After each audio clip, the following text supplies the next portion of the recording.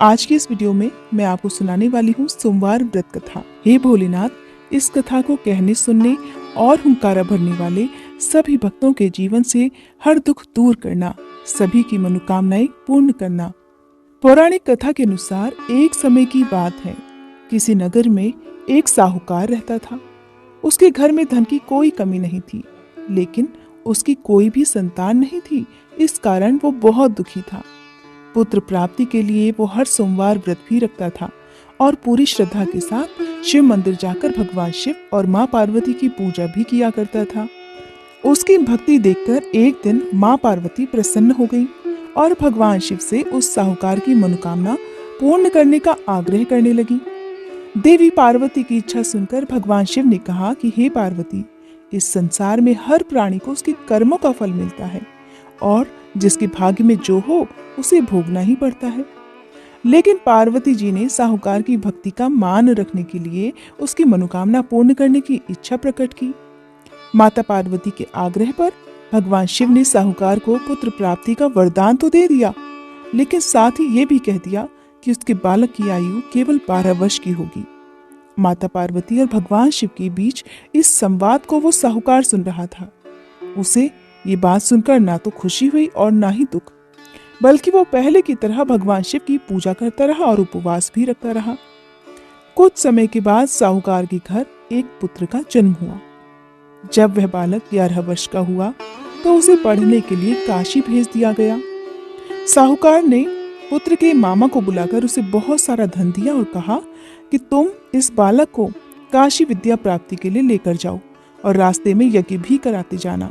जहां पर भी यज्ञ कराओ वहां ब्राह्मणों को भोजन कराते हुए और दक्षिणा देते हुए ही आगे बढ़ना।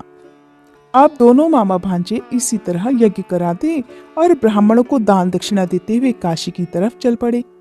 रास्ते में एक नगर पड़ा, जहां नगर के राजा की कन्या का विवाह था। लेकिन जिस राजकुमार से उसका विवाह होने वाला था वो एक आंख से काना था। राजकुमार के पिता ने अपने पुत्र के काना होने की बात को छुपाने के लिए एक चाल सोची। साहूकार के पुत्र को देखकर उसके मन में एक विचार आया। उसने सोचा, क्यों न इस लड़के को दुल्हा बनाकर राजकुमारी से विवाह करा दूं।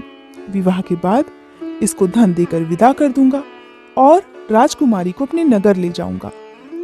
लड़के को दूल्हे के वस्त्र पहनाकर राजकुमारी से विवाह करा दिया गया। लेकिन साहूकार का पुत्र ईमानदार था, उसे ये बात बिल्कुल ठीक नहीं लगी। उसने अवसर पाकर मंडप में ही राजकुमारी के चुन्नी के पल्ले पर लिख दिया कि तुम्हारा विवाह तो मेरे साथ हुआ है, लेकिन जिस राजकुमार के संग तुम्हें भेजा जाएगा वो एक आंख से काना है। मैं तो काशी पढ़ने जा रहा हूँ। जब राजकुमारी ने चुन्नी पर लिखी बातें पढ़ी तो उसने अपने माता पिता को ये बात बताई।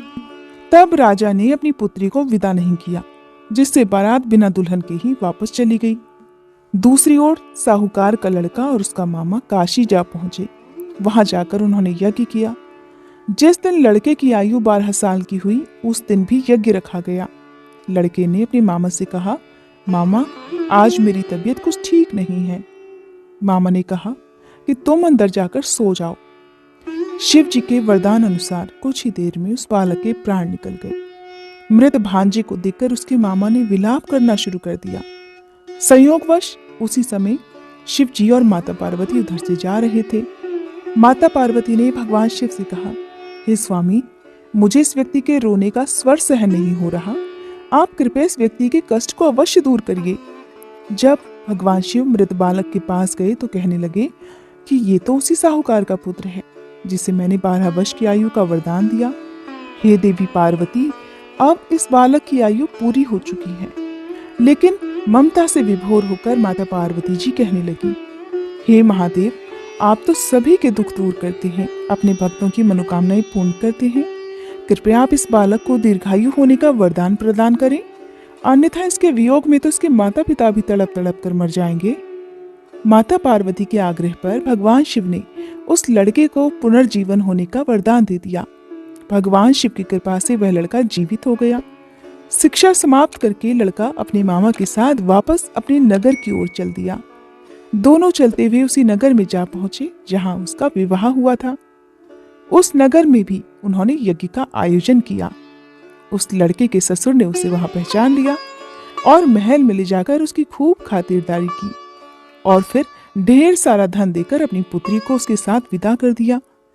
इधर साहूकार और उसकी पत्नी भूखे प्यासे रहकर अपने बेटे के आने की प्रतीक्षा कर रहे थे।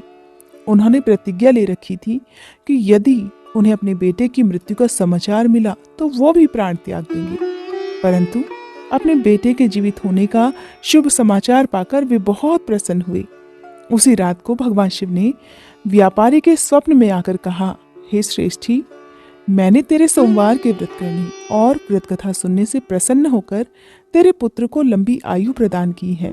और इस प्रकार जो भी भक्त सच्चे मन से सोमवार का व्रत रखता है या इस कथा को सुनता है और पढ़ता है, उसके सभी दुख भगवान शिव दूर कर देते हैं और सभी मनोकामनाएं भी पूर्ण कर देते हैं। हे भोलेनाथ, जिस तरह से आपने साहूकार के दुख को दूर किया, उसी तरह से इस कथा को सुनने वाले सभी भक्तों के दुख दूर करना।